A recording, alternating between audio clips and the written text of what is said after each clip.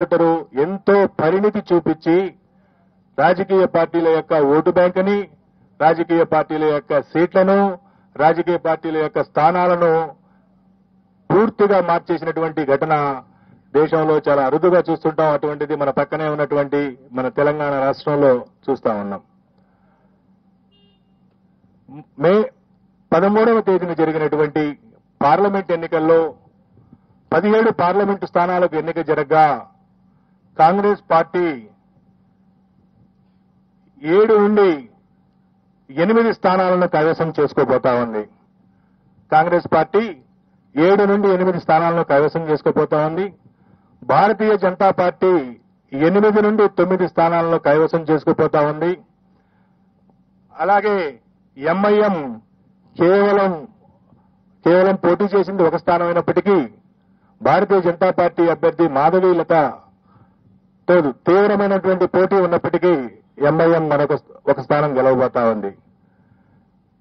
గతంలో 39 అసెంబ్లీ స్థానాలు సాధించి అంతకుముందు 2019 పార్లమెంటు ఎన్నికల్లో 8 పార్లమెంటు స్థానాలు సాధించినటువంటి టీఆర్ఎస్ పార్టీ ఇప్పుడు 0 స్థానాలకు పరిమితం కాబోతా ఉంది. ఒక్క స్థానం కూడా ఈ ఎన్నికల్లో టీఆర్ఎస్ పార్టీకి వచ్చే పరిస్థితి లేదు. సాక్షాత్తు తెలంగాణ రాష్ట్ర సమితి అధ్యక్షుడు కేసీఆర్ గారు, సీనియర్ నాయకులు హరీష్ రావు గారు ప్రాతినిధ్యం వహిస్తున్నటువంటి మెదక్ పార్లమెంటు కూడా ఈరోజు టీఆర్ఎస్ పార్టీ పొందలేనటువంటి పరిస్థితి. గడిచిన అసెంబ్లీ ఎన్నికల్లో 7 అసెంబ్లీ స్థానాలలో 6 అసెంబ్లీ స్థానాలను సాధించినటువంటి టీఆర్ఎస్ పార్టీ 2 లక్షల పైచిలకు మెజారిటీ 7 స్థానాల్లో సాధించినటువంటి టీఆర్ఎస్ పార్టీ ప్రస్తుతం అక్కడ 2వ స్థానానికి రావడానికి పోటీ పడే పరిస్థితి, 2వ స్థానంలో కూడా ఉండే పరిస్థితి కనబడట్లా.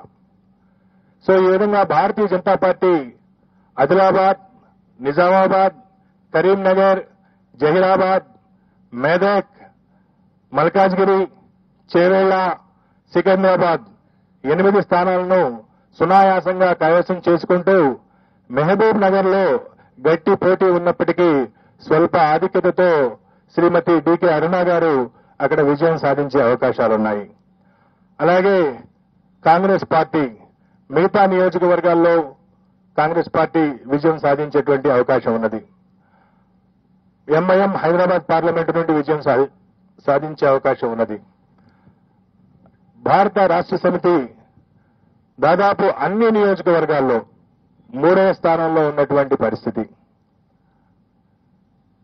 బీఆర్ఎస్ అధ్యక్షులు మాజీ ముఖ్యమంత్రి కేసీఆర్ గారు అధికారం నుండి దిగిపోయిన తర్వాత ఆయనకు మెడకు చుట్టుకున్నటువంటి కాళేశ్వరం ప్రాజెక్టు మనందరం చూశాం. మేడిగడ్డ వారధి కుంగినటువంటి విషయాన్ని, మేడిగడ్డ వారధి కుంగటం, ఫోన్ ట్యాపింగ్ ఆరోపణలతో టీఆర్ఎస్ పార్టీ యొక్క భవిష్యత్తు తలకిందులైందనేటువంటి విషయాన్ని మీ దృష్టికి తీసుకొస్తా ఉన్నా.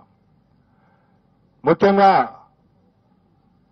ఫోన్ ట్యాపింగ్, కేసీఆర్ గారు ఎంతో గొప్పగా చెప్పుకున్నటువంటి జలయజ్ఞంలోని మేడిగడ్డ వారధి కుంగటం, వరుసగా ఆ పార్టీ నుండి ఎన్నికల్లో ఓడినటువంటి 1-2 నెలల లోపలనే అనేక మంది ముఖ్య నాయకులు వీడిపోయటం తెలంగాణ రాష్ట్ర సమితికి తీవ్ర నిరాఘాతంగా పరిణమించింది. కొన్ని నియోజకవర్గాల్లో టీఆర్ఎస్ పార్టీ డిపాజిట్ కోల్పోయేటువంటి పరిస్థితి వచ్చింది.